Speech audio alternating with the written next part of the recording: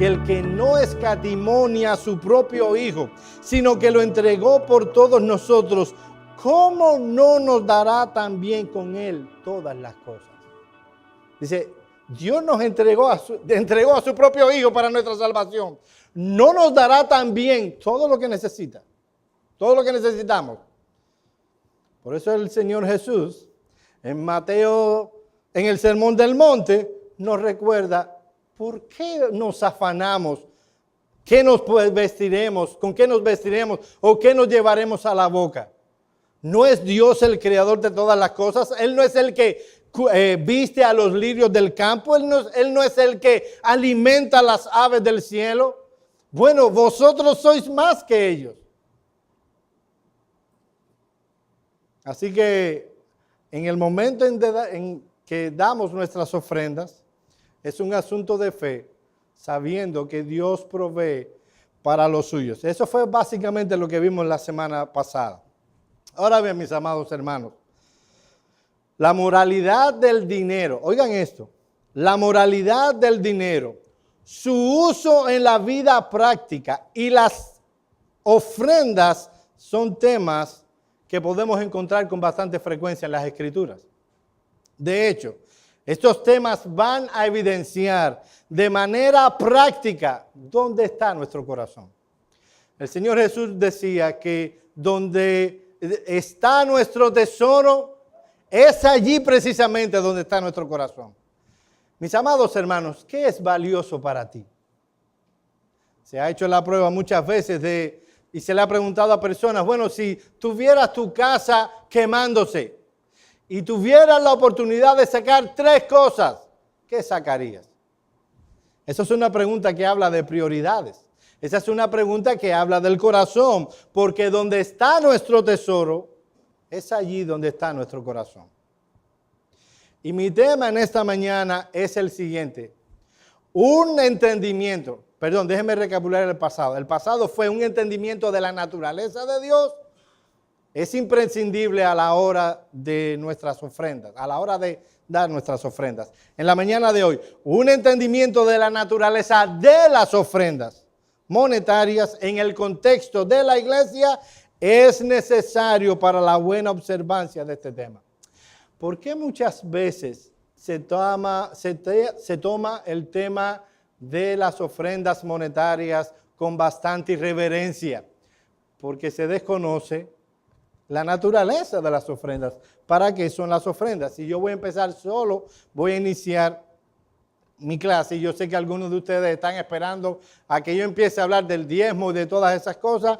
Eso tiene su momento y su lugar. Primero ponemos la base teológica y luego construimos encima.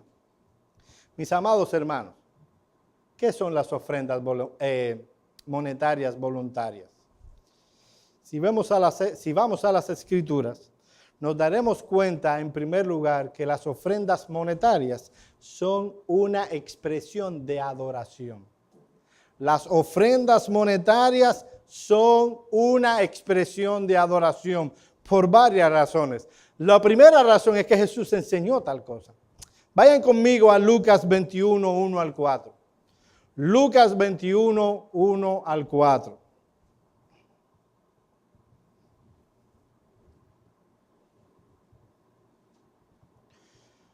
Y muchas veces el no creyente pregunta, ¿y por qué ustedes dan ofrendas? ¿Cuál es la primera respuesta que debemos dar? Porque las ofrendas son una expresión de adoración. Miren al Señor Jesús dando su opinión acerca de personas que estaban dando ofrendas.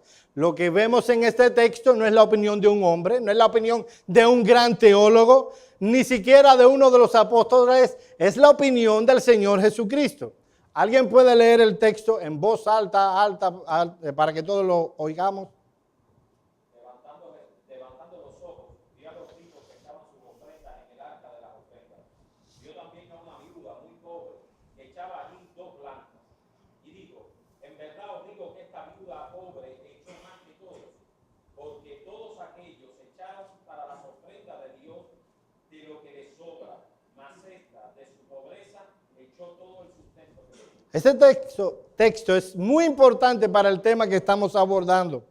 La razón es simple. Lo que encontramos aquí es la opinión del Señor de la iglesia. Aquel que derramaría su sangre en la cruz del Calvario para salvar a su pueblo.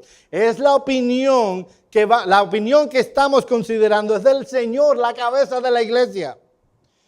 Mi amado hermano, la opinión que tú tengas acerca de este importante tema debe ser supeditado a la opinión que tenga Jesús en su palabra.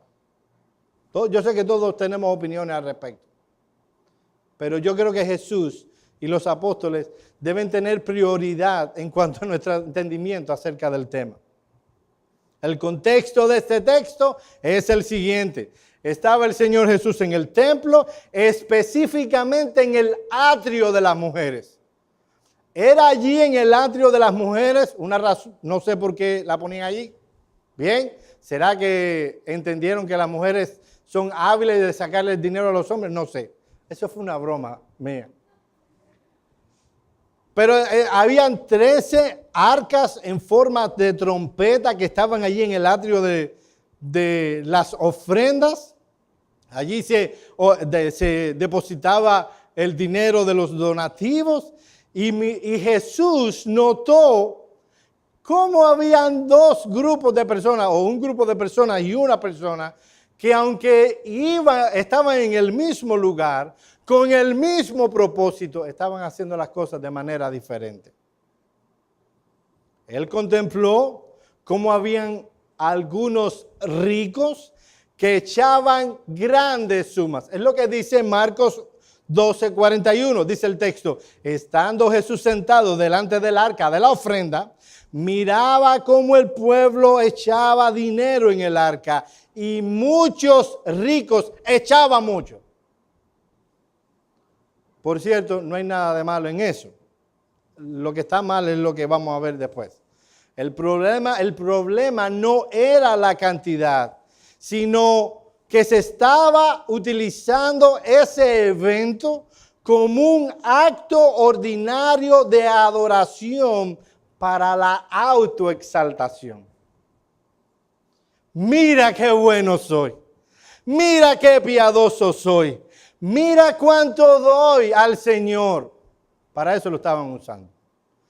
Hay comentaristas que llegan a decir que, no puedo decirlo por el texto, pero hay comentaristas que dicen que hasta cambiaban su dinero en ciertas cantidades monetarias para que cuando lo echaran sonara bastante.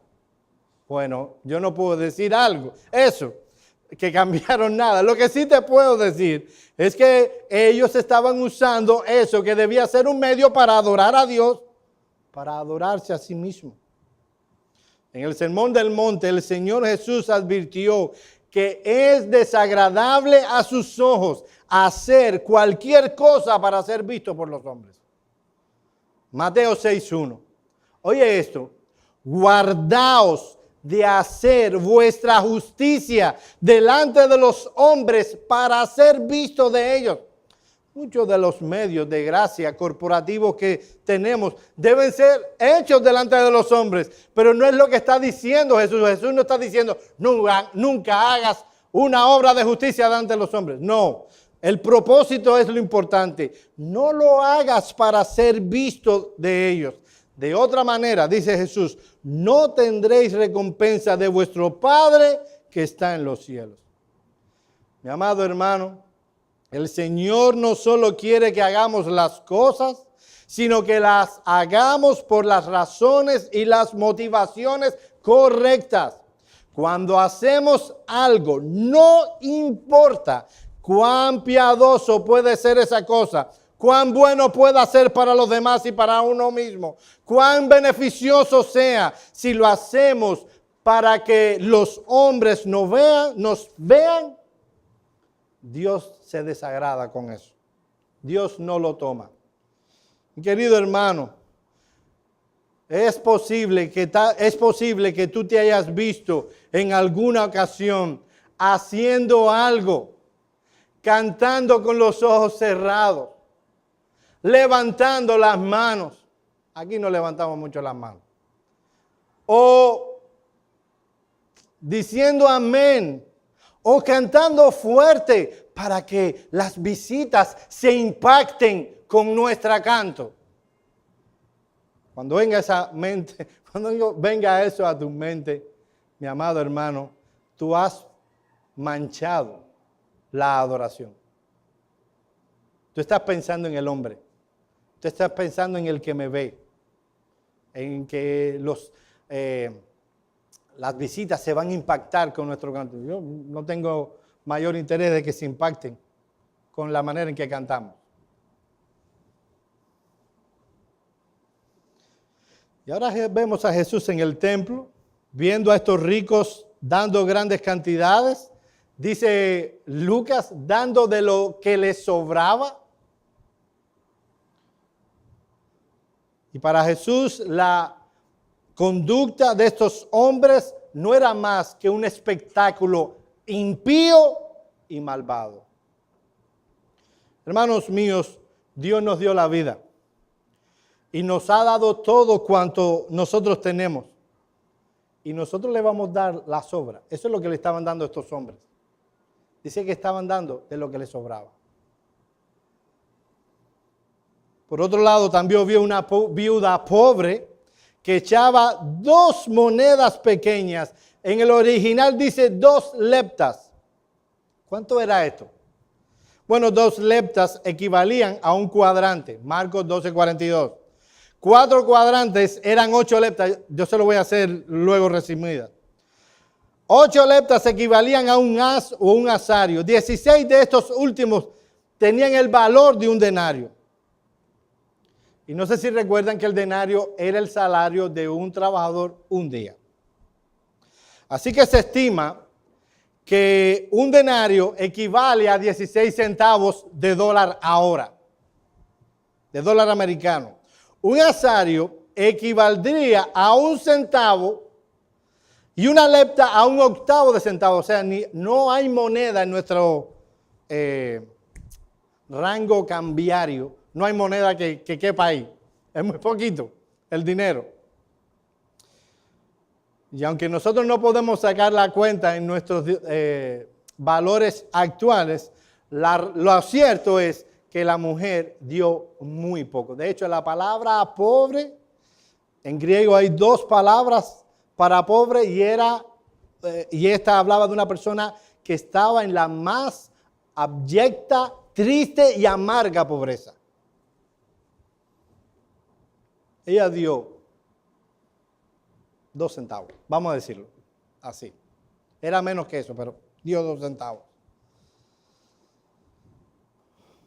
Y entonces Jesús da la manera en que estaba viendo ese espectáculo. Personas dando mucho y una mujer dando 2 centavos. La opinión de Jesús es que esta mujer estaba dando mucho más que aquellos ricos. Aquellos ricos estaban dando de lo que les sobraba, las sobras, y esta mujer estaba dando todo su sustento. Todo su sustento. ¿Qué nos enseña este texto? 2 cosas. En cuanto a las ofrendas, 2 cosas. En primer lugar, la prioridad en el tema de las ofrendas no es la cantidad, es lo que hay en el corazón. Una persona puede dar mucho dinero y Dios verlo como me estás dando las obras. Y una persona puede dar 2 centavos y Dios verlo con agrado. Porque la prioridad no está en la cantidad que nosotros damos, está en lo que hay en el corazón. Esta era una mujer que estaba ofrendando. Y mis hermanos amados, el sistema de adoración antiguo testamentario estaba a punto de terminarse. Hubiera sido una buena oportunidad para Jesús pararte y decir, ¿por qué dais dinero a un sistema de adoración que está al desaparecer? Cuando yo muera en la cruz del Calvario y resucite al 3er día, todo esto no será más que paganismo y religión. Él no hizo eso. Él dio un principio más importante a los apóstoles que habrían de establecer y ser la base de la iglesia. Así que las ofrendas, la prioridad no es la cantidad. Hay personas que darán mucho y Dios le dirá, de verdad. Y hay personas que darán poco y tendrán el agrado de Dios. Lo segundo es que las ofrendas deben ser dadas con un espíritu sacrificial. Estos hombres estaban dando de lo que les sobraba. De lo que les sobraba. Cuando vemos el texto en su totalidad, nos damos cuenta que Jesús veía eso como un acto de adoración, como algo que provenía del corazón. No era simplemente un gesto de echarnos en el bolsillo. Era un asunto del corazón. Pero también vemos que es un acto de adoración por las enseñanzas apostólicas, sobre todo del apóstol Pablo. Yo quiero que vayan conmigo a 1 Corintios capítulo 16, versículos 1 y 2.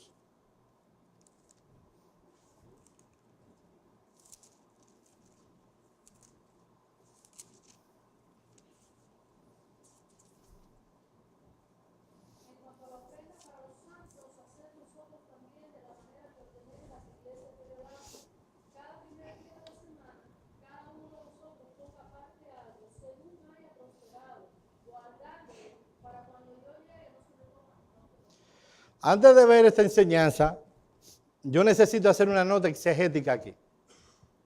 Y es que cuando vemos el contexto de ese pasaje, vemos que esa colecta de la que está hablando el apóstol Pablo era para una necesidad circunstancial. La iglesia en Jerusalén estaba pasando, o Israel estaba pasando en ese entonces por una hambruna tremenda. Y Pablo estaba promoviendo una ofrenda para llevarse a la iglesia de Jerusalén y ayudar a los pobres de la iglesia de Jerusalén. Y algunos quieren ver el texto solo y simplemente como algo circunstancial, algo que debía ser aplicado y entendido y tenido en cuenta solo por la iglesia de Corinto, por las circunstancias que le rodeaban. Sin embargo, mis amados hermanos, tanto este pasaje como 2 Corintios capítulo 8 al capítulo 12, encontramos más que un texto circunstancial. Encontramos principios que deben regir las ofrendas en el contexto del nuevo pacto. Dios usó las circunstancias difíciles en las que se encontraba la iglesia en Jerusalén para enseñarnos cómo deben ser las formas de ofrendar. De hecho, mis amados hermanos, cada vez que hay alguien que no le gusta algo de las epístolas de 1 y 2 Corintios, dice eso es circunstancial. Las mujeres que hay en eso es circunstancial. Eso es para la iglesia en Corinto. No hables en lenguas en el contexto de la adoración pública. Eso es circunstancial. Y si nosotros vamos a sacar todo lo que es aparentemente circunstancial del Nuevo Testamento, dejaríamos el Nuevo Testamento vacío. No habría casi nada para nosotros. ¿Y qué es lo que encontramos en el Nuevo Testamento? Dios utilizando circunstancias específicas en ciertos lugares para dar principios generales a su iglesia. Entonces este texto es más que una cosa o un grupo de palabras que solo debía tener en cuenta la iglesia en Corinto. Debía tenerlo en cuenta la iglesia en Corinto, la iglesia en Galacia, porque dice que como enseñé en las iglesias de Galacia y las iglesias de Macedonia, como enseña 2 Corintios capítulo 8 al capítulo 12. No sé si me hice entender. ¿Cuántos entendieron lo que yo dije? Ok, hay algunos que llevan conmigo muchos años. Ya voy a repetirlo. Algunos quieren ver 1 Corintios 16, 1 al 4, como un texto que solo debe ser aplicado por la iglesia de Corinto. ¿Por qué? Porque era un problema circunstancial, tiene que ver con las circunstancias. Había hambre en Jerusalén y Pablo solo y únicamente está enseñando cómo recoger las ofrendas para ese caso en específico, la hambruna en Jerusalén. O sea que si yo tomo ese texto y lo presento aquí como algo que la Iglesia Bautista Reformada de Miami debe obedecer, yo estoy usando mal el pasaje. Porque tenía que ver solo con 1 Corintios, con la iglesia de Corinto por el asunto de los pobres en Jerusalén. Ahora yo digo que eso no está correcto. Primero, porque qué casualidad que cada vez que a alguien no le gusta algo de las epístolas primera y segunda a los Corintios, no le gusta algo, ¡pam! ¡Ay, no me gusta eso que dice ahí! Lo toman como que es algo, o sea, que es solo para la iglesia en Corinto. Por ejemplo, llegan a primera a los Corintios 14 y dice, como en todas las iglesias de los santos, el texto dice que es una costumbre de todas las iglesias de los santos, pero bien, como en todas las iglesias de los santos, vuestras mujeres callen en la congregación. ¿Qué dicen algunos creyentes de nuestro tiempo? Eso la mayoría de los comentaristas del pasado no lo cuestionarían. ¿Qué dicen algunos de nuestro tiempo? No me gusta. Hace que las mujeres no puedan enseñar y predicar. No me gusta tal cosa. Eso es solo para la iglesia en Corinto. ¿Entienden el punto? O cuando en 1 Corintios 14 se enseña claramente que no se debería de hablar en lenguas en el contexto de la iglesia. Pablo no puede ser más específico. Prefiero hablar 5 palabras en lenguaje que se pueda comprender que 10,000 en lenguas. Porque ¿cómo diráis amén? Yo no voy a repetir todo el capítulo 14, pero es evidente que todo debía ser hecho para edificación. Y si alguien no entendía algo que se dijera, no debía hacerse. Por ejemplo, hablar en lenguas. ¿Y qué si una persona en Corinto quería hablar en lenguas? Bueno, se debía preguntar primero, ¿hay alguien que la interprete? No, no hay alguien que la interprete. Nadie tiene el don de interpretación. Entonces cállese y no hable. No, es que no puedo, es que el Espíritu Santo me impulse. Pablo dice, cállese. Pero viene alguien a primera a los Corintios y dice, 14, no me gusta. Eso es solo para Corinto, que tenía mucho desorden. Pero yo puedo hacerlo en mi iglesia. Yo puedo hablar en lengua si me viene la gana. No, pero lo que formas es exactamente un escándalo como se formaba en Corinto. No importa, pero eso es solo para Corinto.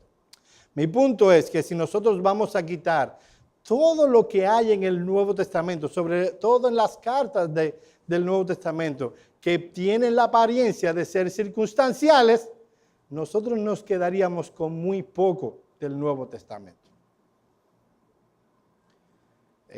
Ya lo dije 2 veces, no sé si entendieron el punto. Ahora, cuando vemos el pasaje, 1 Corintios 16, 1 al 4, hay varias cosas que saltan a la vista. En primer lugar, que estas ofrendas, y repito, yo creo que es un principio más universal para toda la iglesia en todo tiempo, debía ser recogido el primer día de la semana. Y eso es lo que lo hace corporativo. No lo hace solo algo personal, lo hace algo corporativo. Debía ser recogido el primer día de la semana. Miren lo que dice Charles Hodge en su comentario. Yo voy a usar aquí muchos comentarios porque ¿qué es lo que pasa? Que hay un grupo de iglesias, voy a ponerle entre comillas, y no sé qué más ponerle para que entiendan que no promuevo ese tipo de iglesia. Para mí, inclusive no son iglesias emergentes que quieren romper con todo lo que ellos piensan que es tradición. Mucho de lo que ellos piensan que es tradición, pero es tradición apostólica. Cuando uno dice a Pablo, a Timoteo, tú has seguido mi doctrina, ¿sabe cuál es la palabra griega que se traduce ahí? Es tradición. Tú has seguido mi tradición. Hay una tradición apostólica que lo encontramos en el Nuevo Testamento, no de persona a persona transmitida oralmente, sino lo que está aquí es una tradición apostólica, pero lo es. Entonces esta iglesia emergente quiere cambiar las cosas. Nos condenarían a nosotros a la hoguera, si pudieran, es una exageración mía, una hipérbole, porque rentamos un lugar. Ellos creen que la iglesia, para ser iglesia, tiene que ser en una casa. Por ejemplo, lo estoy poniendo en contexto de algunas de sus novedosas e interesantes ideas. Dice Charles Hodge en su comentario, la palabra Thesarion son, la última X no me salió, significa literalmente acumular o atesorar, y es perfectamente compatible con la suposición de que el lugar del depósito fuese algo fuese algún caudal común, o sea, un lugar donde la gente lo echaba allí. No se nos ocurrió la brillante idea de poner un buzón de las ofrendas. No es una ocurrencia nuestra, pero eso es para otro día. Dice él, si Pablo estaba dando instrucciones para que ese dinero fuese guardado en casa, ¿por qué escogió el primer día de la semana? Es evidente que el primer día de la semana debía ofrecer alguna ventaja especial para hacer lo que aquí se manda. La única razón que puede darse para exigir que esto debiera hacerse el primer día de la semana es que era dicho día cuando los cristianos tenían la costumbre de reunirse y lo que cada uno hubiera apartado de sus ganancias semanales podía atesorarse, es decir, ponerse en el acervo común de la iglesia. Y estamos hablando de un hombre de mucho entendimiento de las Escrituras. Ahora alguien más para acá. John MacArthur dice en su comentario, la enseñanza que encontramos aquí es que ofrendar es parte de la adoración y de la comunión. Y aun cuando no tengamos que dar en un domingo en particular, deberíamos ser sensibles a las necesidades de la iglesia y a nuestro privilegio de ayudar en ellas. La ofrenda en el domingo aparece como un elemento que Dios espera de nosotros en la adoración. Es parte de nuestros deberes como sacerdotes del nuevo pacto de ofrecer sacrificios espirituales a Dios. Y MacArthur entiende que 1 Corintios 16, 1 al 4, no era un asunto para solo la iglesia en Corinto. Era un asunto que evidencia y que muestra que la ofrenda es un acto de adoración porque se exige, se demanda a la iglesia, y no solo a la iglesia, sino a las iglesias. Miren el texto una vez más. En cuanto a la ofrenda para los santos, haced vosotros también de la manera que ordené en las iglesias de Galacia. No era un asunto circunstancial de Corinto, era un asunto de la iglesia en general. Y lo otro, porque debía hacerse el primer día de la semana. Nosotros hemos promovido ofrendas aquí por ciertas circunstancias. Y a veces lo hemos dicho de este lugar, pero no ha tenido que ser necesariamente el domingo. Cuando los hermanos que viven en Hollywood tuvieron problemas, nosotros lo dijimos un jueves, fue un jueves, ¿verdad? Porque para ayudar a los santos cualquier día es bueno. Pero si Pablo lo estableció un domingo, tenía implicaciones más allá que simplemente una ofrenda circunstancial por un problema puntual en un contexto determinado. Ahora, no solo que sea el primer día de la semana habla de que eso es adoración, sino que todos debían participar. Miren el texto una vez más. Versículo 2. Cada primer día de la semana, cada uno de vosotros ponga aparte algo según haya sido prosperado. El texto dice, cada uno. Una de las características importantes de estas disposiciones apostólicas era que las aportaciones no debían limitarse a cierta clase de personas. Mis hermanos, es posible, pudo haberse recaudado el mismo dinero si se hablaba con los pudientes de la iglesia y se les pedía ayuda a ellos. Pero eso no era lo que Pablo quería. Pablo quería que cada uno participara de esa colecta.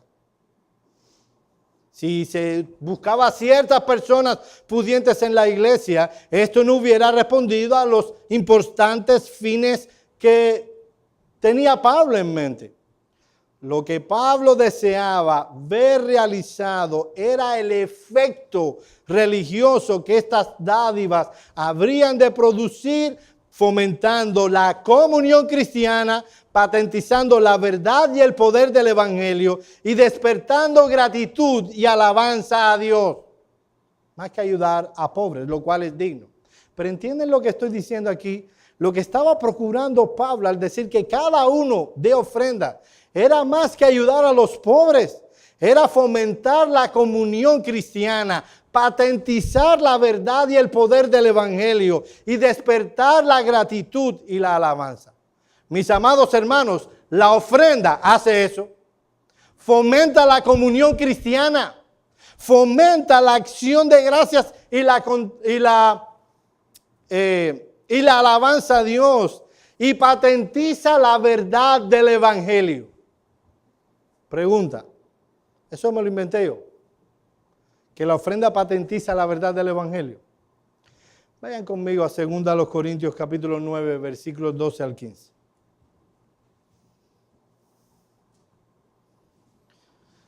Y el contexto es esta misma ofrenda. Alguien que lea el texto, por favor. 2 Corintios 9, 12 al 15.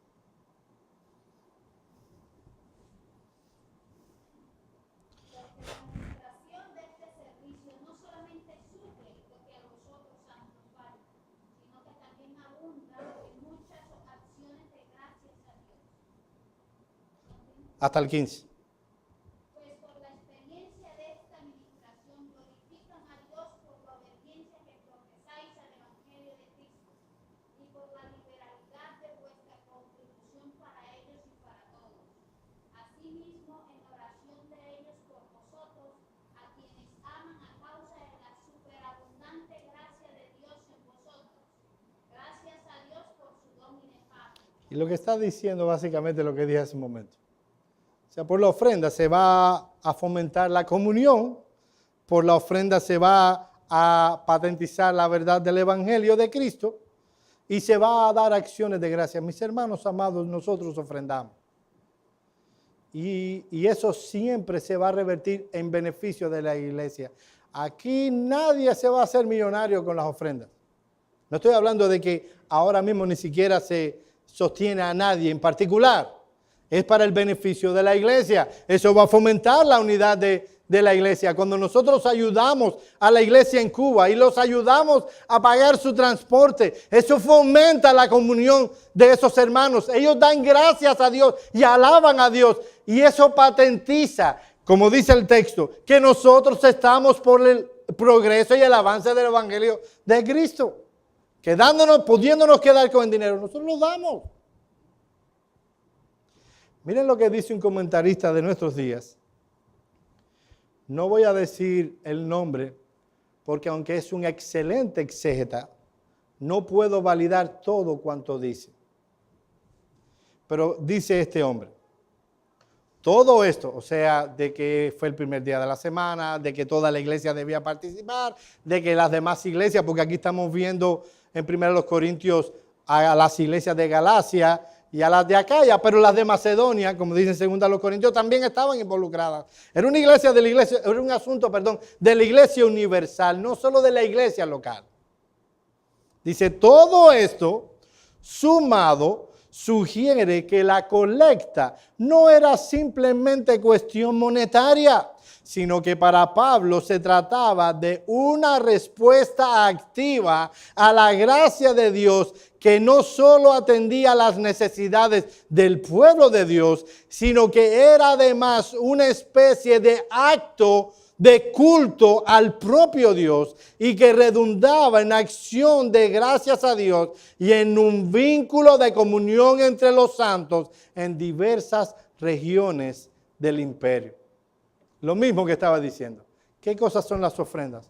Mis amados hermanos, es una expresión de adoración. Nosotros estamos adorando a Dios cuando se alaban, se cantan himnos, cuando se lee la escritura, cuando se ora, cuando se predica la palabra, pero cuando usted está ofrendando, usted está adorando a Dios. No es solo una parte que tenemos para pagar la electricidad del lugar y ayudar a los santos. Es una expresión de adoración, es más que eso. Ahora, ya vimos que es una expresión de adoración por la enseñanza de Jesús, la enseñanza del apóstol Pablo. En tercer lugar, en los minutos que me quedan, la ofrenda es una expresión de adoración a Dios por lo que expresan las ofrendas monetarias. ¿Qué expresa el hecho de que tú ofrendes? bueno que tú has entregado toda tu vida a Dios. Oh, Joel, de nuevo, eso me pareció que lo inventaste. Segunda a los Corintios 8, 1 al 6.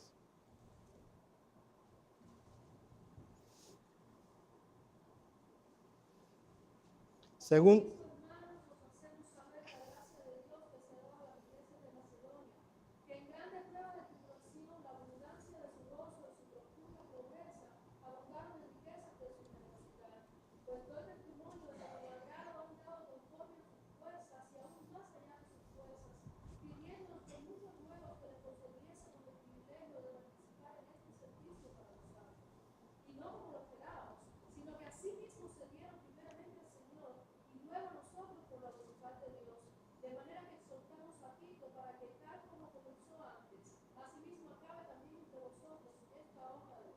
Miren la expresión, ellos dieron más allá de sus fuerzas y no solo dieron, sino que se dieron al Señor y a nosotros.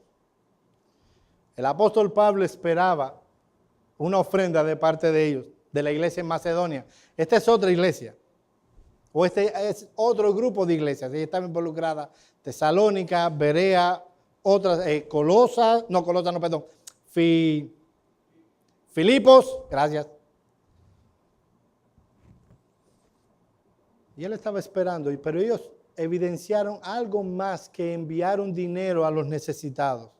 Ellos estaban mostrando el compromiso y la entrega que tenían para el Evangelio y el Señor del Evangelio. Mis amados hermanos, Dios nos ha llamado no solo a darle algo, sino a darnos. Cuando la iglesia nos pidió que habláramos de este tema, quería que hablara de la mayordomía. Las ofrendas es parte de nuestra mayordomía. ¿Qué significa eso? Mis amados hermanos, que tú al ser salvado por la gracia misericordiosa de nuestro Dios, al ser comprado para Él, tú eres un esclavo mayordomo. El mayordomo era aquel que estaba a cargo de los bienes de su amo. Todo cuanto tú tienes, todo lo que Dios te ha dado, Dios te lo ha dado para que lo administres para su gloria. Nada te ha dado que no sea de Él y para Él y que Él se lleve la gloria. Empecemos con nuestro tiempo. Pensamos que nuestro tiempo es nuestro, que podemos hacer con nuestro tiempo lo que nos da la gana. Nuestro tiempo es de Dios y deberíamos usar nuestro tiempo para la gloria de Dios. Nuestros bienes, nuestros talentos, tú tienes talentos, Dios te ha dado dones espirituales y lo que espera Dios de ti, lo que espera, porque tú eres su esclavo, tú eres su siervo, es que tú pongas tus talentos, tu tiempo, todo cuanto tú eres a disposición de Él, porque Él es tu Señor. Mis hermanos, ¿no es eso lo que enseña Romanos capítulo 12, versículos 1 al 2? Vamos allá. Romanos 12, yo lo voy a leer, versículos 1 y 2.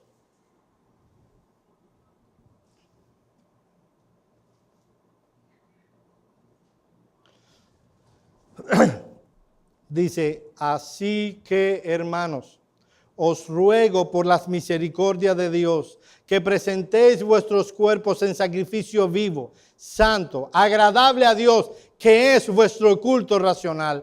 No os conforméis a este siglo, sino transformaos por medio de la renovación de vuestro entendimiento, para que comprobéis cuál es la buena voluntad de Dios, que es agradable y perfecta. El punto es, tú has sido comprado. Eso es lo que cuando está la expresión, os ruego por las misericordias de Dios. ¿Cuáles son esas misericordias? Todo lo que Pablo habló desde el capítulo 1 hasta el capítulo 11, mostrando que a pesar de tu pecado y de tu maldad, a pesar de que no había nada que tú pudieras hacer para ser salvo, Él por su pura gracia, por la obra de Cristo en la cruz del Calvario, Él te compró para sí y te salvó del castigo eterno.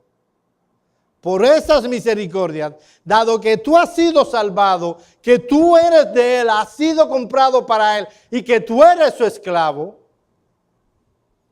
entonces tú debes entregar todo tu cuerpo. Esa expresión todo tu cuerpo no significa un dedo o la mano, significa todo cuanto tú eres. Todo cuanto tú eres. Mis hermanos amados, vivimos en un evangelicalismo barato que cree que ser cristiano es ir 2 horas a la iglesia, tener una Biblia en su casa que no usa, creer o entender un evangelio que no habla, practicar una verdad que no practica. Ese es el cristianismo de nuestros días. Y luego queremos que Dios nos bendiga. Y queremos que Dios prospere lo que hacemos para Él. Cuando todo lo que estamos dándole es simplemente lo que nos sobra.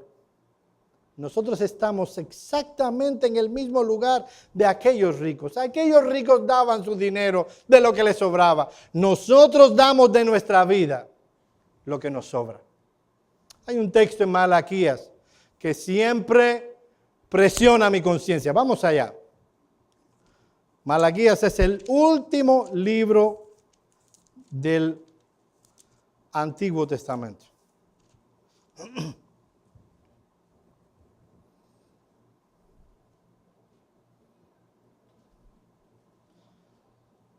Y el contexto es, estamos en el capítulo 1, las ofrendas que le daban a Dios, en el contexto antiguo testamentario.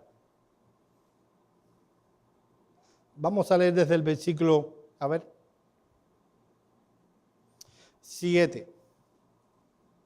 Vamos a empezar desde el 6. Miren este pasaje.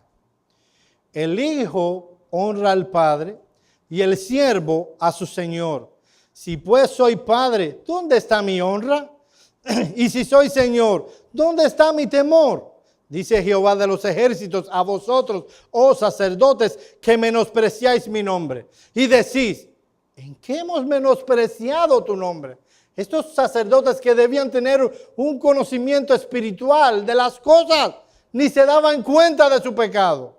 ¿En qué te hemos menospreciado? Versículo 7. En que ofrecéis sobre mi altar pan inmundo. Y dijisteis, ¿en qué te hemos deshonrado? En que pensáis que la mesa de Jehová es despreciable. Y cuando ofrecéis el animal ciego para el sacrificio, ¿no es malo? Asimismo, cuando ofrecéis el cojo o el enfermo, ¿no es malo? Preséntalo pues a tu príncipe. ¿Acaso se agradará de ti o le serás acepto? Dice Jehová de los ejércitos. Estos hombres decían, pero mira esta oveja tan linda. ¿No sería bueno hacer cría de ellas? Tengo aquella que le falta un ojo. Si la vamos a matar, vamos a darle al Señor la ofrenda que le falta, la oveja que le falta el ojo. ¡Pam! Y mira aquello no le va a servir a nadie. Vamos a ofrendarlo como quiera. Es lo importante, es lo que hay en el corazón. Adiós. Y Dios le dice, dáselo a tu príncipe. Ok, yo soy el rey de reyes y señor de señores. Yo soy el dueño de todo cuanto hay. Dáselo a tu príncipe que es más bajo que yo, a ver si le va a gustar. Mi amado hermano, déjame decirte esto. Si tú estás preocupado los 6 días de la semana de llegar temprano a tu trabajo y te importa poco llegar tarde a la reunión con Dios, si tú no faltas a la iglesia, si tú no faltas a tu trabajo, aunque te estés muriendo porque quieres un salario, pero te da un dolor en un dedo y dices, no iré a la iglesia, tú no estás haciendo lo mismo. ¿Sabes lo que estás dando? Lo que te sobra. Lo que te sobra, eso estás dando. Estás haciendo exactamente lo que los sacerdotes hacían. Estos hombres que debían temer a Dios, que debían procurar, querer siempre darle lo mejor a Dios, porque Él es el creador nuestro y nuestro redentor. Todo cuanto tenemos viene de Él, es una oveja, daremos lo mejor a Él. Eso es lo que establecía la ley. Yo entiendo, mis hermanos, nos enfermamos y las enfermedades no eligen el día. Y nos enfermamos los domingos, no hay ningún problema. No estoy hablando con eso. Lo que estoy diciendo es que nosotros a nuestros príncipes, nuestros amos terrenales, nuestros empleadores, no los tratamos como tratamos a Dios. ¿A quién deberíamos tratar mejor? ¿No deberíamos tratar mejor en cuanto a prioridades a nuestro Dios que está en los cielos? Y si soy responsable y diligente y soy proactivo en mi trabajo y pienso cómo hacerlo mejor, mi amado hermano, ¿y qué de la obra del Señor? ¿Y qué de mi tiempo para el Señor? ¿Yo le daré lo que sobra? A veces nosotros no tomamos en cuenta que el asunto con las ofrendas es solo un acápite. Es solo un puntito. Somos irresponsables a veces con la obra del Señor en lo más fácil que podemos hacer, dar de nuestro dinero. Mis hermanos amados, de verdad que eso es sencillamente fácil. Dios nos da todas las cosas para que las disfrutemos. Ofrendar, eso es fácil. Estábamos viendo un local hermoso en la conferencia en esta semana. Y estábamos hablando Daniel y Tello y yo acerca de eso. Y a veces uno sueña. Y luego viene Dios y me dice, no sueñes con cosas, no sueñes con cosas. Yo le decía a ellos que después de hablar vino el texto de Jeremías que decía, y busca para ti grandezas, no las busques.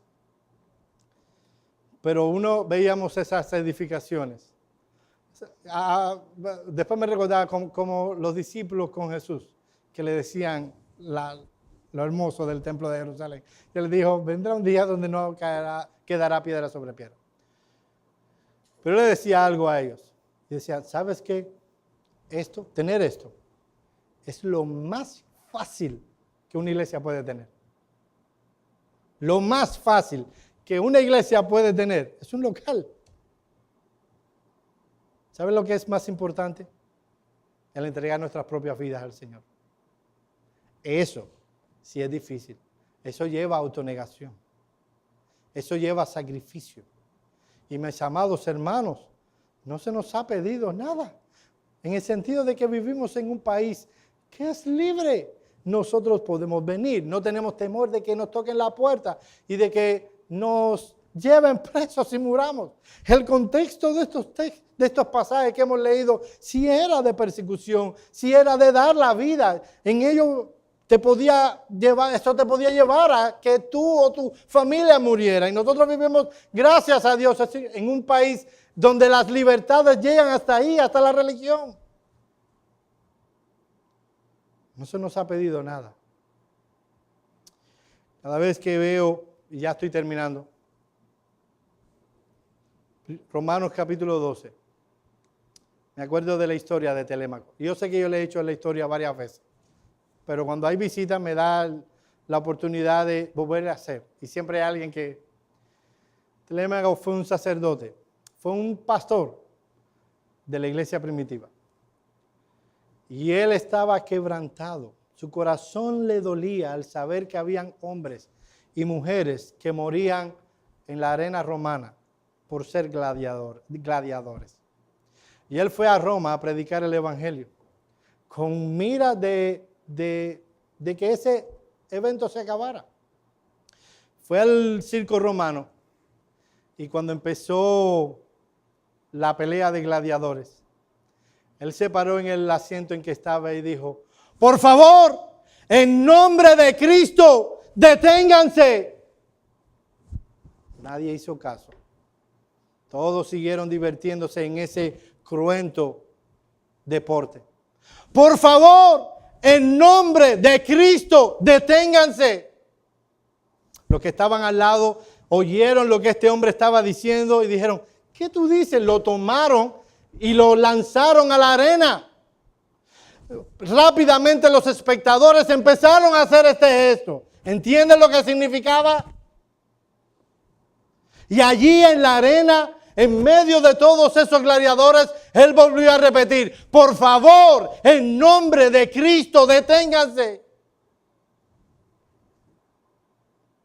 Uno de los gladiadores tomó su espada y mató a Telémaco con un solo golpe. Fue tan impactante la muerte de este hombre en ese lugar, que por 2 horas hubo silencio en el Coliseo romano. Las personas empezaron a salir y nunca más en Roma hubo pelea de gladiadores. Solo porque hubo un hombre que tuvo la determinación santa, el deseo de agradar a Dios y dijo, por favor, en nombre de Cristo, deténganse, mi hermano. Historias como esas debería quebrantar tu corazón porque damos muy poco por el Evangelio. Damos muy poco. Nosotros estamos aquí amando esta palabra y podemos reunirnos porque en el pasado hubo hombres y mujeres que estuvieron dispuestos a dar su vida por el Evangelio. Y de verdad que venir un momentico antes a ayudar a arreglar el local es demasiado para ti. Es muy fuerte, un trabajo muy fuerte, de verdad. Si eso es muy fuerte, ¿qué será de nosotros cuando venga la gran tribulación? Y se te pregunte a ti, con una pistola en la cabeza de tu hijo, ¿tú crees en Cristo? ¿Y qué tú vas a decir? ¿Tú eres cristiano? Como pasó en el pasado, que ponían al padre de casa en una habitación y sus hijos estaban en la otra. Y él tendría que sentir cómo iban muriendo uno a uno. Y todo se solucionaba como él decía, no, César es mi Señor. Todo se acababa. Y ellos decían, no, yo tengo un solo Señor. Y ese es Jesucristo. Mis hermanos amados, la ofrenda es una expresión de adoración. La más fácil y simple que podemos dar. Vamos a orar.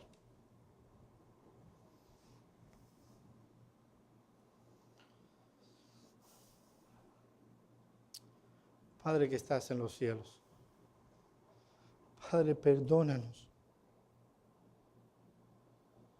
Perdónanos, oh Señor, porque tú nos has dado todo cuanto tenemos, todo cuanto somos, viene de tu mano. Y queremos darte lo que nos sobra.